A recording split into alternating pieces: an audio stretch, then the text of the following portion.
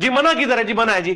مسلم شریف میں حدیث ہے، آگاہ ہو جاؤ سب سے بہترین کلام اللہ کی کتاب ہے، سب سے ہدایت یافتہ راستہ محمد صلی اللہ علیہ وآلہ وسلم کا ہے، بدترین کام وہ ہیں دین میں جو خود سے جاری کر دیے جائیں، اور وہ تمام کام بدعتیں ہیں، تمام بدعتیں گمراہیاں ہیں، اور تمام یہ گمراہیاں اور بدعات جہنم میں لے جانے والے. تو منع ہی ہے نا. بسم اللہ الرحمن الرحیم. السلام علیکم.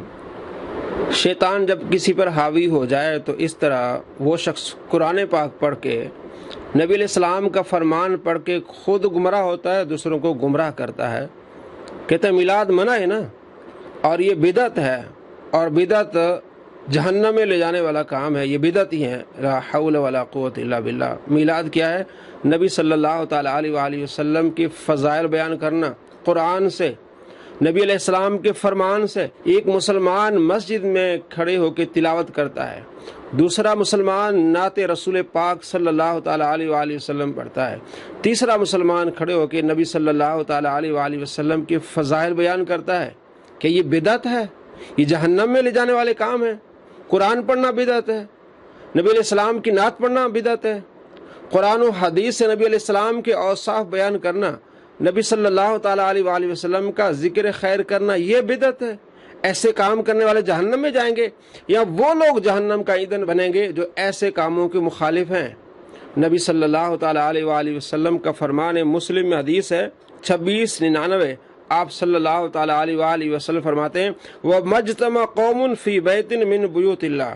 اللہ کے گھروں میں سے کسی گھر میں جب مسلمان جمع ہوتے ہیں، یتلون کتاب اللہ، اللہ کی کتاب کی تلاوت کرتے ہیں، وَيَتَدَارَسُونَهُ بَيْنَهُمْ، اور ایک دوسرے کو درس دیتے ہیں، بتاتے ہیں کہ یہ ہمارے نبی کی شان ہے.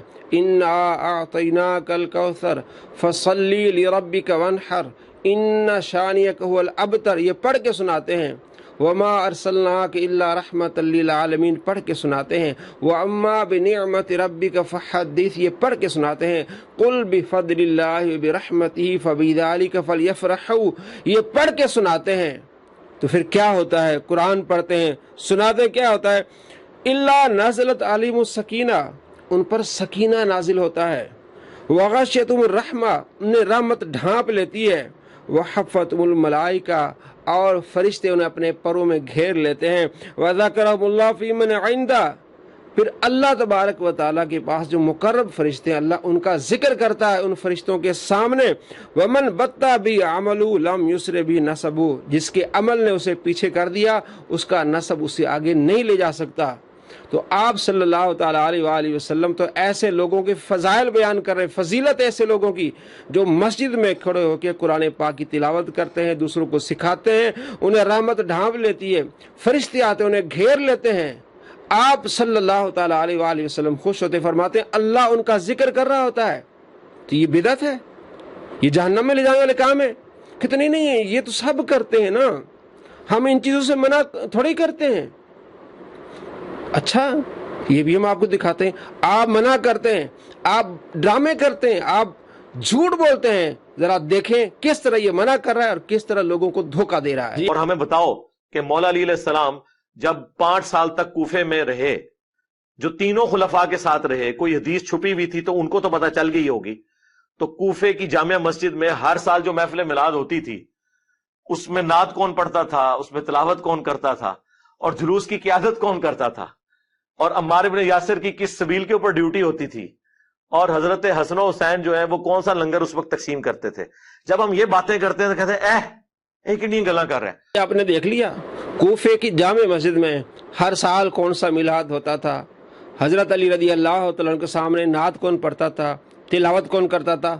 کر رہا ہے نا ساری باتیں، کہ یعنی تلاوت کرنا بھی منع ہے، نعت پڑھنا بھی منع ہے، کیونکہ حضرت علی نہیں کرتے تھے. تجھے کس سے پتا؟ اور حسن حسین وہ کون سا لنگر تقسیم کرتے تھے، یعنی کہ لنگر تقسیم کرنا حرام ہے، یہ بدعت ہے.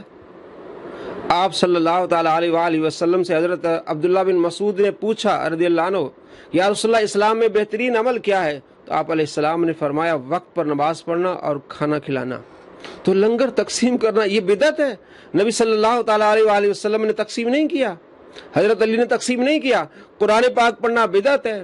کوفے کی جامع مسجد میں ہر سال، تو کیا ہر سال آپ علیہ السلام کا میلاد منانا بدعت ہو گیا؟ آپ جو ہر ہفتے یہ کرتے ہیں تو پھر یہ بھی تو بدعت ہوگا نا. اچھا حسن حسین کون سا لنگر تقسیم کرتے تھے؟ اچھا آپ جو محفل کے بعد یہ لنگر تقسیم کرتے ہیں، کھجوریں کھلاتے ہیں، پانی پلاتے ہیں، یہ پھر بدعت نہیں ہوگا؟ ہم جب یہ باتیں کرتے نہیں آپ اس طرح کی باتیں نہ کریں. کیوں نہ باتیں کریں؟ نبی صلی اللہ تعالیٰ علیہ وآلہ وسلم کے صحابہ نے آپ علیہ السلام کا میلاد اس طرح منایا ہے کہ آپ علیہ السلام کے اوصاف بیان کیے ہیں. حضرت علی رضی اللہ تعالیٰ عنہ نے کیا بیان کیا؟ یہ ہو سکتا ہے کوفے کی جامع مسجد میں آپ نے یہ بیان کیا ہو. یہ حضرت علی رضی اللہ تعالیٰ کہتے ہیں لا مارا قبلہ ولا بعدہ، ایسا نبی میں نے کبھی دیکھا ہی نہیں، ایسی شان والا نبی، ایسی پیاری صورت والا اور سیرت والا نبی نہ میں نے کبھی پہلے دیکھا ہے، نہ ایسا شخص میں نے کبھی دیکھا ہے، نہ اس کے بعد میں دیکھوں گا. یہ مولا علی رضی اللہ عنہ کہہ رہے ہیں. ہو سکتا ہے کوفے کی مسجد میں کہہ رہے ہوں، جامع مسجد میں کہہ رہے ہوں، تو میلاد منا رہے ہوں.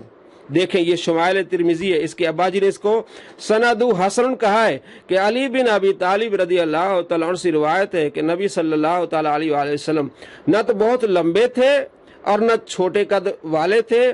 آپ کی ہتھیلیاں اور آپ کے پاؤں تلوے پر گوشت اور مضبوط تھے.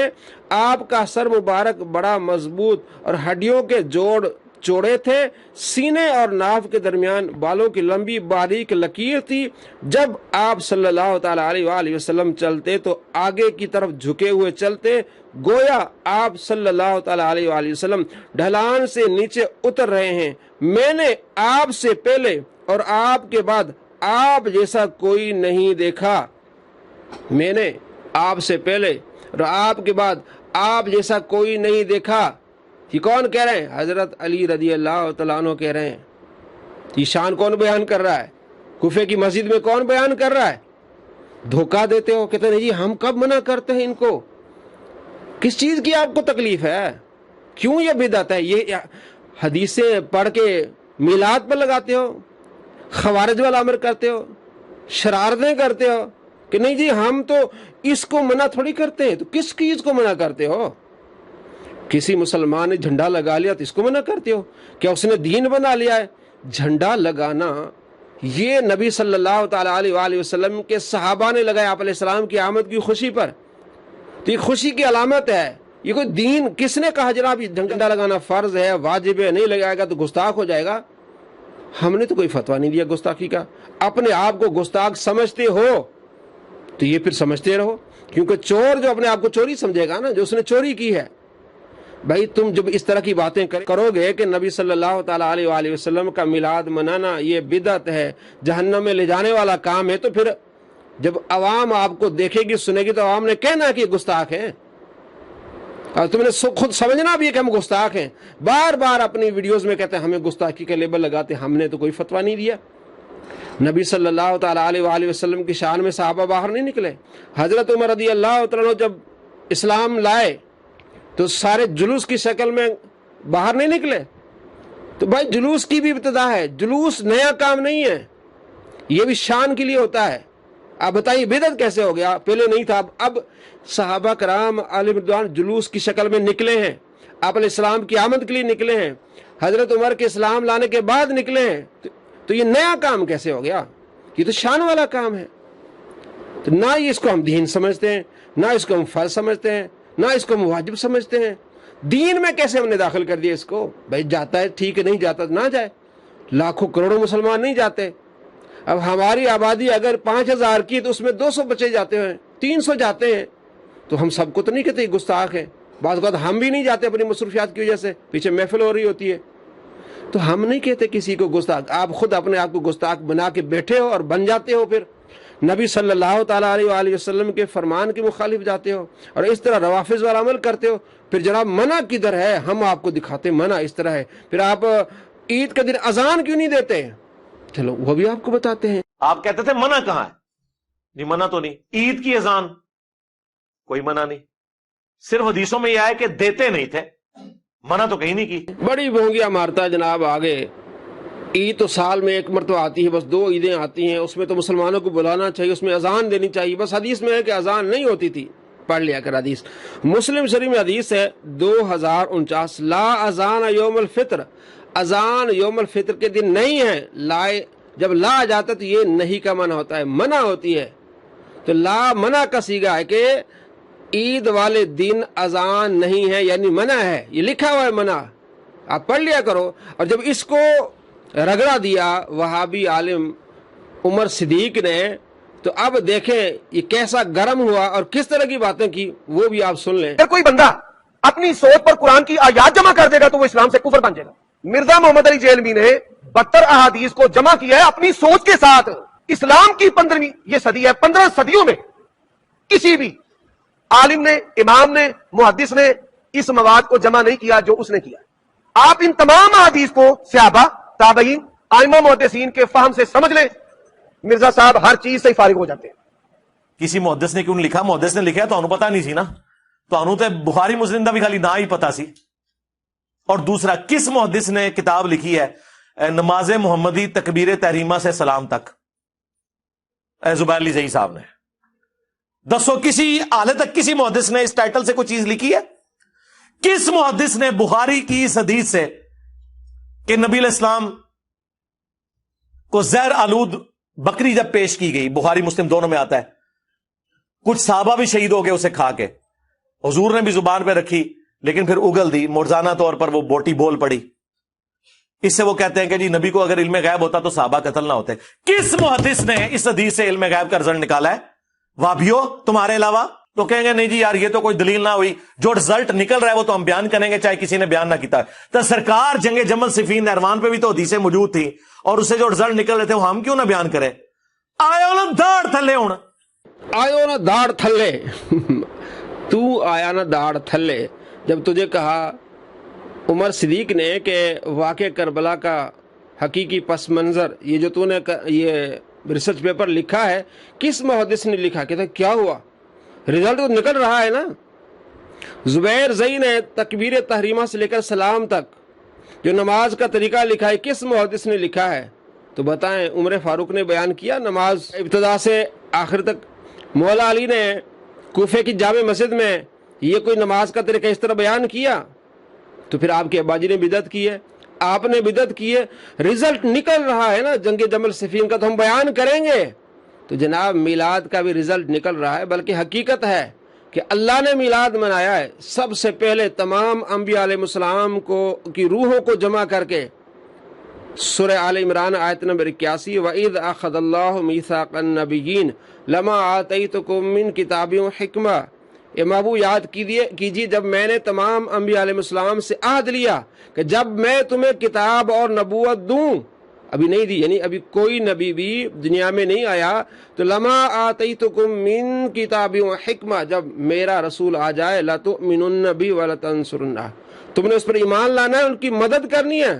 قال اقررتم واخذتم علی ذلکم اسری، تم اس کا اقرار کرتے ہو اور اس پر میرا بھاری یہ عہد لیتے ہو؟ قالوا اقررنا، تمام انبیاء علیہ السلام نے کہا ہم اقرار کرتے ہیں کہ تیرا نبی آئے گا محمد عربی صلی اللہ علیہ وسلم، ہم ان پر ایمان بھی لائیں گے، ان کی مدد بھی کریں گے، ان کے دین کی مدد کریں گے، ساتھ چلیں گے۔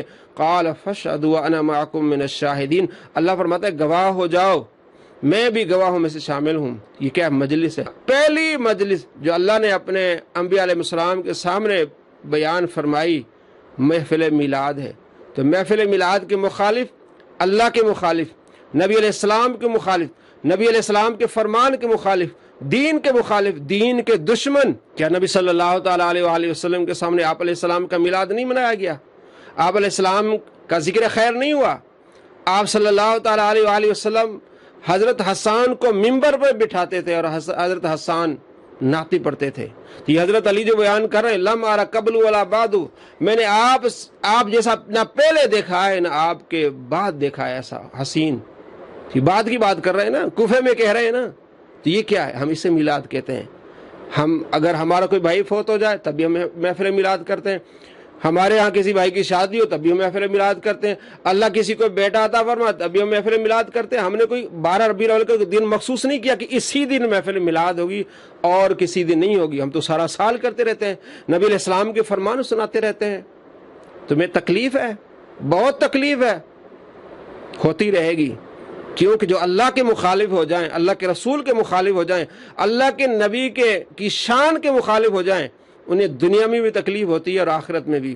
دوستو اس تکلیف سے بچیں، خوش ہوں کہ ہاں ہمارے محبوب صلی اللہ تعالیٰ علیہ وآلہ وسلم کا ذکر خیر ہو رہا ہے، مسلمان خوش ہوتا ہے، یہ فتوے نہیں لگاتا ہے نیا کام کدھر ہو گیا، بدعت کیسے ہو گئی، قرآن پڑھنا بدعت کیسے ہو گیا، نبی علیہ السلام کا فرمان سنانا بدعت کیسے ہو گیا، نبی صلی اللہ تعالیٰ علیہ وآلہ وسلم کی نعت پڑھنا بدعت کیسے ہو گیا۔ بدعت کرتے کرتے اپنی آخرت برباد نہ کر دیں، آ جائیں سیدھی راہ پہ آ جائیں، نبی علیہ السلام کے غلام بن جائیں، اللہ نے جو انہیں فضیلتیں دی ہیں وہ بیان کریں۔ وما ارسلناک الا رحمۃ للعالمین۔ السلام علیکم ورحمۃ اللہ وبرکاتہ۔